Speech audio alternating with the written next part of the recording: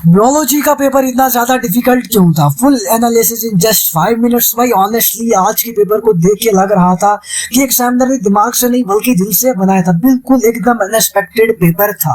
मतलब जो most important topics थे जो हर कोई एक्सपेक्ट कर रहा था और मैं भी कर रहा था। इवन कि मैंने आपको काफी ज्यादा यहाँ पे क्वेश्चंस प्रोवाइड किए जो कि कोई भी आपको प्रोवाइड नहीं करता। बट मेरे को इतना ज्यादा रिग्रेट है, मैं हर बच्चे से सॉरी कह रहा हूँ, माफी मांग रहा हूँ। क्यों? मुझे पता है बच्चे उम्मीद से मेरे पास आए थे लेकिन फिर भी उनको नहीं आया। अब जो मोस्ट इंपॉर्टेंट टॉपिक थे जो हर साल आते थे, हर साल क्वेश्चन आते थे, उनका नामो निशान कहीं नहीं था। वो क्वेश्चंस कहीं आए नहीं। जो क्वेश्चंस आपके सामने हर बार सामने आता रहता था, हर बार टॉपिक आता रहता था, वही टॉपिक आया। अगर आप ये सोच रहे हो कि पेपर टफ लगा तो कमेंट में जरूर बता देना, क्योंकि सच बताऊं जितने भी स्टूडेंट्स से मैंने बात की सबकी एक ही बात है, भाई ये था क्या। अब हम पेपर का डीप लाइव एनालिसिस करेंगे तो समझ लेंगे कि पेपर का लेवल कैसा था और क्या दिक्कत आई और क्या सीखने को मिला। First of all paper analysis. सबसे पहले पेपर को डिसेक्ट करते हैं। ये तो बिल्कुल भी नहीं था। अगर किसी को लगा कि पेपर इजी होने वाला है तो भाई गलत फहमी। एकदम conceptual plus application based mix था। जो डायरेक्ट डाटा मारने वाले क्वेश्चंस होते हैं वो मिनिमम थे। जो सोचा था वो बिल्कुल भी नहीं हुआ। वो स्टूडेंट के साथ यही प्रॉब्लम थी, जो पढ़कर आए थे वो नहीं आया। इंस्टेड जो टॉपिक्स कम इंपॉर्टेंट लग रहे थे उन पे हैवी वेटेज था। कहने का मतलब यही है, मैंने अप्रोक्सीमेटली आपके साथ 2 to 3 सिंपल पेपर डिस्कस किए। सैंपल पेपर के अलावा मैंने आपके साथ 2 पीडीएफ भी डिस्कस किए, बट वो इतने ज्यादा इंपॉर्टेंट थे। मैं कहता हूँ अगर आप उनको पढ़ के जाओगे बायोलॉजी का आप 60 out of 60 इन जेके बॉबी में स्कोर कर लोगे। अब आप सोच रहे होंगे कि बेटा यही आएगा, बट एग्जामिनर ने बोला नहीं बेटा ये लो सरप्राइज। एप्लीकेशन बेस्ड क्वेश्चन थे, सिर्फ थ्योरी नहीं कंसेप्ट को रियल वर्ल्ड के साथ कनेक्ट करने वाले क्वेश्चंस आए थे। मतलब अगर सिर्फ एनसीईआरटी या डायरेक्ट डेफिनेशन याद रखी थी तो दिक्कत हो गई। Also time management disaster. बहुत स्टूडेंट्स का पेपर कंप्लीट नहीं हो पाया क्योंकि क्वेश्चंस लेंथी थे। लेकिन लेंथी तभी थे जिस बच्चे को आते थे। जिस बच्चे ने नहीं आया, जिसको नहीं आता वो बेचारा तो ऐसा ही रह गया। अब इसका सोल्यूशन क्या है? मे बी यहाँ पे आपको कोई ग्रेस मार्क्स मिलता है, बिकॉज ओवरऑल बच्चों ने यही प्रॉब्लम फेस की कि पेपर काफी ज्यादा डिफिकल्ट था। अगर तुम्हें भी लास्ट के 2 to 3 क्वेश्चंस छोड़ने पड़े तो बता देना।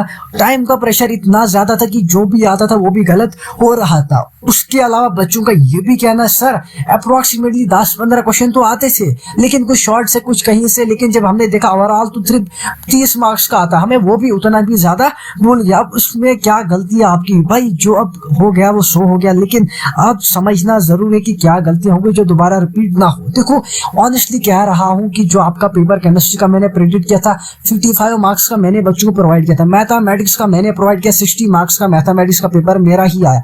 इवन कि जो क्वेश्चन आपके आउट ऑफ सिलेबस थे मैंने वो भी क्वेश्चन आपको प्रोवाइड किए थे।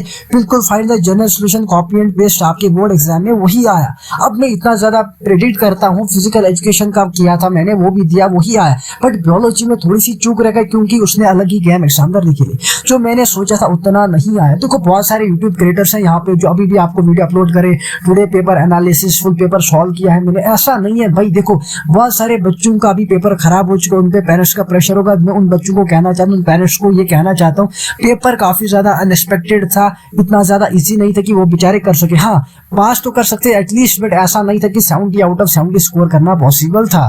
फिर से बच्चों पे प्रेशर मत डालिए, अल्हम्दुलिल्लाह वो करेंगे। अल्लाह ताला उनको हिदायत दे, सारे के सारे बच्चे पास होंगे। बट मैं आपको यही कहना चाहता हूँ जो भी यूट्यूब क्रिएटर्स हैं, इवन कि आपका जेके बोस वाला हो गया भाई, उसका भी पेपर यहाँ पे आज काम नहीं कर पाया। हर एक कोई आपका किसी को देखो, किसी को कुछ आपके साथ लेना देना नहीं है। अगर मैं आपके लिए वीडियो बना के लाता हूँ, मैं आपको बता आइए व्हाट्सएप पे जो भी डिस्कस करना करिए। मैं रात के 2 बजे 3 बजे आपको व्हाट्सएप पे मैसेज करता हूँ, तो सोचे मुझे कितना ज्यादा रिग्रेट होता होगा। बिकॉज क्यों रिग्रेट हुआ? आपसे ज्यादा मेरे पास 150 बच्चे थे, मतलब मेरी वजह से 150 बच्चों के साथ गलत हो रहा है। उसके अलावा क्या हो रहा है कि मैं 2-3 बच्चे रुक रहा हूँ और बच्चों को प्रोवाइड कर रहा हूँ, वो भी काफी ज्यादा गलत है ना। मतलब मेरे जागने का क्या फायदा, मेरे वीडियोस बनाने का क्या फायदा, मेरे क्वेश्चन गैदर करने का क्या फायदा? टाइपिस्ट अवेलेबल नहीं था, खुद काम करना पड़ा, आपके लिए क्वेश्चंस लाने पड़े। बताओ जरा क्या फायदा? मतलब इतना ज्यादा रिग्रेट मुझे भी, बट ऐसा कुछ नहीं है। इंशाल्लाह अल्हम्दुलिल्लाह जैसे हमने बाकी पेपर को फोड़ दिया, एक्सपेक्ट किया, प्रेडिक्ट किया, वही आया। इंग्लिश एंड फिजिकल एजुकेशन को भी इंग्लिश एंड फिजिक्स को भी ऐसे ही करेंगे ताकि आप बच्चों का यहाँ पे फ्यूचर स्पॉइल हो। कहने का मतलब ये आपके जो रिमेनिंग पेपर है वो स्पॉइल ना हो जाए। हम बराबरी करेंगे इंग्लिश एंड फिजिक्स से। अल्हम्दुलिल्लाह अभी आपके पास 200 मार्क्स है, एटलीस्ट 200 में से 180 तो स्कोर करना बनता है। स्ट्रेटेजी फॉलो करो, ग्रामर आपका आपका 50 मार्क्स का वो आपके जेब में है।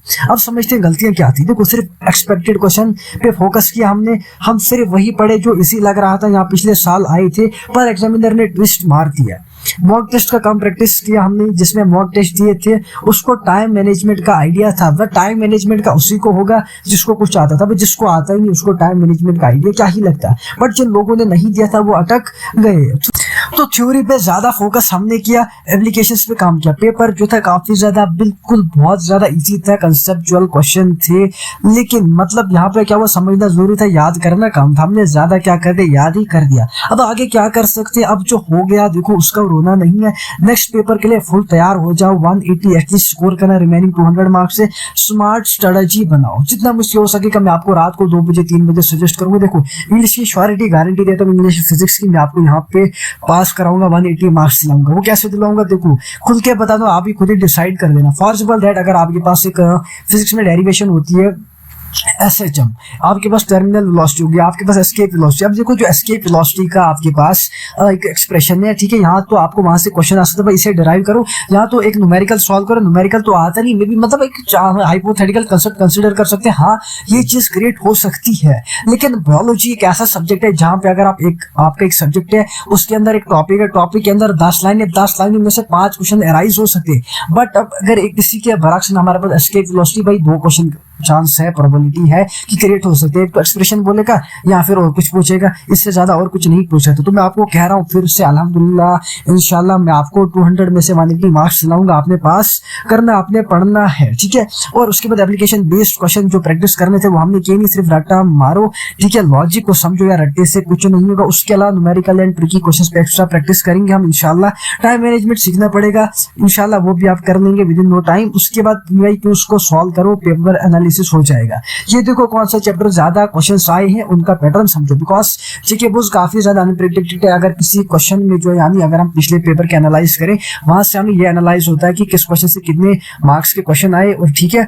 लेकिन अगर हम मॉडल्स पेपर की देखेंगे, वहां पे क्या होता है, एक पेपर से 10 नंबर आते हैं या 5 नंबर आते हैं, या मिसाल एक चैप्टर से, लेकिन जब बोर्ड का एग्जाम आता है वहां पे 5 ही नंबर का आता है, तो काफी ज्यादा एक्सपेक्टेड है। तो भाई अगर तुम्हें भी लगता है कि आज का पेपर एक शॉकिंग लगा तो वीडियो को लाइक एंड दोस्तों के साथ जरूर शेयर करें। और अगर आपको भी पेरेंट्स अपने ऐसी तरीके से रोस्ट करें, बता रहे भाई पेपर नहीं किया, उनको बता दो पेपर कैसा था। तो बहुत सारे बच्चे यहाँ पे डिफिकल्टी में हैं अभी, वो सोच रहे स्ट्रेस है। देखो स्ट्रेस होने वाली बात कुछ नहीं है। अगर आप स्ट्रेस में रहोगे, सोचोगे, इससे क्या होगा, जो आपने प्रिपेयर किया आप वो भी खो जाओगे। तो मैं नहीं चाहता, आपसे ज्यादा मुझे भी यहाँ पे दिक्कत है, मतलब रिग्रेट है, बट कोई बात नहीं, जो होता है अच्छे के लिए, बेहतर के लिए होता है। जो गलतियां हो गई दोबारा सब नहीं दोहराएंगे। फिलहाल इस वीडियो में इतने मिलते हैं नेक्स्ट वीडियो में। इसके रिगार्डिंग कोई सभी डाउट होगा कमेंट सेक्शन में जरूर बता सकते हैं।